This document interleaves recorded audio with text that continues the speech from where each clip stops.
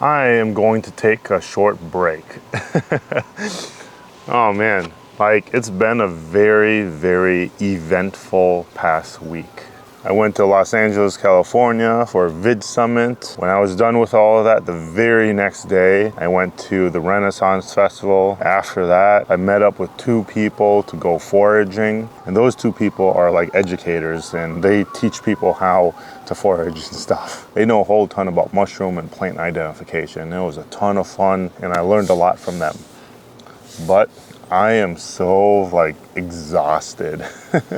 I did so much at Vid Summit. I gained so much value from it. I had fun at the Renaissance Festival and I learned so much yesterday foraging for mushrooms and plants. I've got so much content like piled up that I need to sit down and like relax for a little bit and then like put things together. Because I want to show you my experience at Vid Summit, but like my social battery or just my battery in general has just been completely drained to the last drop. And I'm gonna have to hold off on like getting the shed cleaned up for a little bit just to kind of like get back into things. But I do want to show you a few things that I foraged for yesterday, and I'll get a video edited eventually. But like here, this right here is called a resinous polypore. I got several chunks of it here. Yeah, just all of this right here. And it's a really cool mushroom. Like, look at that. It just tears off like this. And it's really like soft and spongy. It does have a smell and a fragrance, but it's not that strong. But I feel like this would be an excellent mushroom to eat, and I've not eaten it before. And I remember seeing this in a lot of different parks that I went to, and I remember seeing a bunch of them and touching it and stuff like that, but I didn't know it was edible. And so I am going to check to see if I can find more of these. And it's just a really cool mushroom. This right here is a really cool mushroom. This is a elm oyster. This is a type of oyster mushroom that grows on elm trees or similar type trees. It has a stem like this, and then the gills stop when it meets this stem. The standard oysters, the gills go all the way through the stem. But yeah, this would be a really good mushroom to eat too. It's really firm. I don't know like the other names for this right here, but it's a type of puffball mushroom. Mark Merriweather and Tim Clemens, those are the 2 people I was with. But Mark calls these wolf's piss because if you don't harvest this early enough, the inside will look like really yellow and it'll smell like wolf's piss apparently, I think. Something like that. So those are the 3 mushrooms here. And then over here, this. It smells so good. Look at that. Look at that. So this is the one that I found. It's like this was really like this was above our heads. This was growing on a tree above our heads, and Tim walked right by it, and I thought he saw it, but then I thought he like disregarded it because it was nothing or something. But I look up and I see this, and I was like, no way, this is a chicken of the woods. And so yeah, you can tell because it's like yellow at the bottom here, and it's orange at the top. And so yeah, this is super, super cool. And so it's not very buggy either. And so I am really, really happy about this. This one right here, this bigger one, is the one that Tim found. And so he let me take it. This has a bunch of like leaves and a bunch of other stuff kind of stuck in it. Like the mushroom was kind of growing into a bunch of debris, I guess. But this piece and then this piece and this here were all on the same log. There was another piece that was growing too, but I decided just to leave it. But yeah, this is super cool. Like, just look at that. And so right now, I think I'm just gonna break it apart a little bit. Ooh, there you go. Like, here's a leaf that's kind of stuck. There you go. Yeah, I am very, very happy about this. It smells absolutely amazing. It's so fragrant. We were trying to find lion's mane and hen of the woods, but we ran into one lion's mane, but it was like super old and it was like really high up. And so we didn't keep that one. Otherwise, hen of the woods, we just didn't find at all. But yeah, this is so good. Like, look at that. And it's so nice. I think this would be like the third time that I've ever encountered chicken in the woods and was able to harvest it. There you go. So yeah, I'm just kind of breaking it apart like this. And some of these chunks here are just so perfect. Just perfect pieces of chicken in the woods. My buddy Eric, the guy that I go fishing with often, his old place actually has hen of the woods that grows around there often. And so I might like drive up there and check out the place and see if I could run into some hen of the woods. But yeah, like look at all that. Like this is a ton. Like harvested two like patches of chicken in the woods, and I've got like a whole like pail full like this. And then this whole plate right here is just a bunch of mushrooms too. And like, yeah, I had so much fun yesterday, but it was exhausting. It's not something that I do very often where like I would hike as far as I did yesterday. And I bet those guys often do that. I bet they spend some time like hiking around finding mushrooms and plants and forage and stuff like that. Yeah, I do that too, but I don't go as extensive as that. Like we went from, like we met up at 8 a.m. and then we went to the park. And it was probably around 8:30 is when we started. And we finished at around like 3:30, I think. About 3 or 3:30 or so. So that's close to about like, let's see here, about 7 hours, I think. Yeah, 6-7 hours roughly of just walking around in the woods and stuff like that, hiking up and down and going around and foraging for mushrooms. It was a ton of fun, but today is actually trash day. And so if you've watched my previous shed restoration project videos, you'll know that I've been like cleaning up around the shed. And so I actually have a bunch of trash bags that I've been kind of piling up off to the side. And today's trash day, and luckily we didn't have a whole ton of trash. And so I'm going to be able to actually throw away the trash from the shed, and they'll be picking it up tomorrow. And then we'll have another empty can so that I can throw away more stuff. So yeah, I'm gonna be processing these mushrooms and I'm gonna cook them up for that video. So it's gonna be a different video where I'm like actually eating this stuff. I just wanna share this today. But yeah, see, I've got all this trash. This is all going to be thrown away. So just little by little, I'm getting things done and taken care of around the shed. Once I have everything like good and nice, you know, around the shed, I'm going to start inside the shed. And the weather is starting to get a little colder, and so it's a little bit more motivating. It's easier to work out in the cold because I'm moving around, I'm sweating, and when it's cool, it's easier to continue working opposed to like if it's the sun beating down on you and it's super hot, you're sweating, and it's hard to kind of cool down, you know. If it's hot out, it's chilly outside, and it's a lot more fun to do work. All right.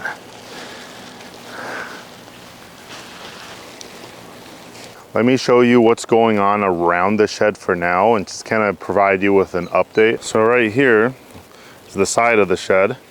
I've cleared up a lot of the stuff around here, and then those trash bags were sitting here for a while. These cardboard boxes here are going to get recycled. These are the traps that I've been using to catch the squirrels. I have my bike here, and then I have just a bunch of stuff piled over it just to keep it safe. More trash that I'm gonna probably throw away later. And this right here is just a bunch of stuff that I had, and like food and gear and stuff like that.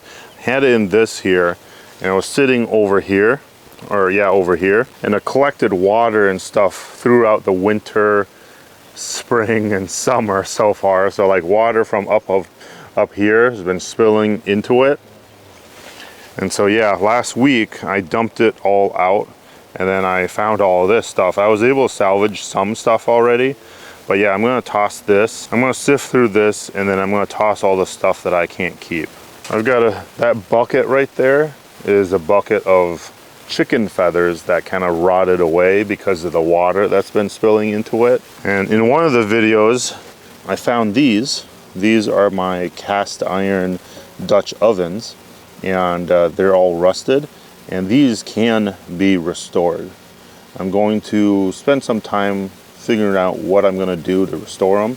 Here's a bucket of fatwood and a bunch of other stuff that's just filled with water. Yeah, it's just, I'm going to dump it out, clean it. And so like I'm doing things one at a time, little bits and pieces at a time. Got some firewood, but like mice probably is like gone through here, and there's like mice poop and stuff like that. So I'm not sure if I want to use this firewood anymore. It might be okay, but like there's mice poop and pee probably on the bottom layer. Now this right here, I don't really know what to do just yet. So like I want to keep this, but at the same time, I'm kind of scared to look at it. The heads of the 2 possums that I processed over the winter is in here. The heads are wrapped up in a paper towel though, and I think maybe their hides are in here too. I don't know, but yeah, like the heads have been in here since winter, and it's the fall now. And so, like, I think they may have rotted away or something, or gone really, really bad. I don't know. But I may be able to salvage them. But I don't know what they look like or what happened so far. So they're just sitting in here. And when I open it up, it might stink horribly. This is just an empty trash can. This container here has my salted deer hides. This right here is a bunch of fatwood. This container here used to have a deer hide in it, but it was filled with water and then it rotted away. And so eventually I'm going to figure out like how I'm going to scoop out all the water and like dump it over like here or something, so it's not too close to the shed. So like I'm going to dump all the water so it'll stink over there, and then it'll eventually kind of dissipate and it'll be okay. Then I'm going to find time to get rid of all of this wood and stuff from building the shed. I might end up using it as firewood. This is behind the shed. These are just kind of empty containers and stuff. Yeah, just empty containers. I have a few pieces of trash and cardboard and stuff. This box right here used to have 2 deer hides in it that was given to me by a very kind supporter. And so I left it out throughout like the winter and then spring, summer, and mice and other animals have kind of gotten into it. And as you can see, like right there, that's like the fur from the deer. And I'm assuming like all the other animals have kind of gone in and eaten like the skin and stuff like that. Yeah, eventually I'm going to get all of that kind of cleared out too, so that way I can walk back and forth through here. This right here is the back door to my extended shed, and I'll put in a door eventually, but like I've managed to kind of block this off a little bit, so like that way squirrels and other larger animals don't get in. But I think they could possibly be going in through here anyways, because it is an open spot. A lot of people who are watching my like quick edits on TikTok and stuff like that, they don't know the context of all of this, and so they're like, how could you let this happen, or you live in filth or whatever like that, and people say a bunch of stupid crap about me and like how I live. But like, it's not that I choose to live like this, it just kind of happens, you know. Things kind of accumulate over time and you neglect stuff like this. Mental health is something that people need to talk a little bit more about, because everyone has mental health, whether it's good or bad. And so like I am kind of doing this to kind of expose like the truth behind like my content, or just what you normally would see on camera and stuff. I'm kind of showing you like, hey, I'm not perfect, and I had other priorities and I neglected the things around me, like my physical space around me in my shed here. And so like all the stuff that you see is essentially just over like a period of maybe a year and a half or so of me just doing things here and there and just tossing it and then leaving it there and not like putting any attention to it. And so that's kind of why a lot of this stuff actually happened. And so now I'm at the point where I don't want to see this anymore, and I'm trying my best to clean up. And I appreciate everyone who understands my situation and why I'm kind of doing this, you know. And I'm just at the point where like it's like, if you have anything negative to say and you don't understand the context behind everything that I'm trying to do, then like F you, like go away, you know. And so I had a lot of like great supporters that I met over at Vid Summit. And then I've met some of my biggest sort of like heroes, you know, people that I look up to in the past like decade or so on YouTube and stuff. I met a lot of really, really cool people, and I got to like have conversations with them and learn from them. And the number one person that I really enjoyed speaking to and kind of learning about, and just like the conversation that I was able to have with was Peter Hollins. He's a singer, and I've been listening to his music for over a decade. And I used to be an illustrator, and I drew a lot, and I will illustrate a bunch of pictures and stuff. And I would sit down, and I would always listen to his music. And like throughout the years, you know, I continued listening to his music whenever I feel down or anything like that, you know, if I needed inspiration or motivation or something like that. And to meet him was absolutely amazing. And the fact that like I was alone at one point when I was on the yacht, I was just trying to film like the darkness of like how dark it was out at sea, right? And he came up to me like and just had a conversation with me, and it was so cool. He left me with some very wise like words and motivation, and I actually happened to have it on film, kind of. I wasn't intentionally filming it. It just happened because like I was already filming and he kind of showed up. So I want to share that with you guys later. Once I do sort of like my vlog of the entire like Vid Summit, his words are going to stick with me.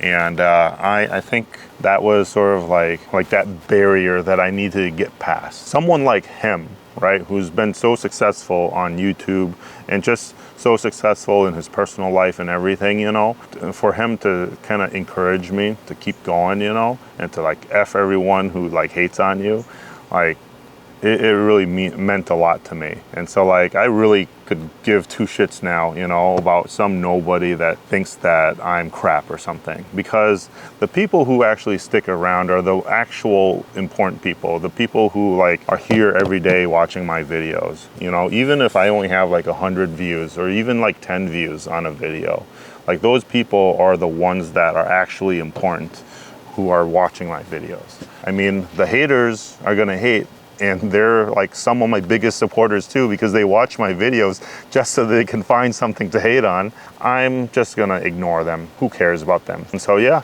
I am going to take a break for a little bit, not because of the hate or anything like that. I'm taking a break to take care of myself.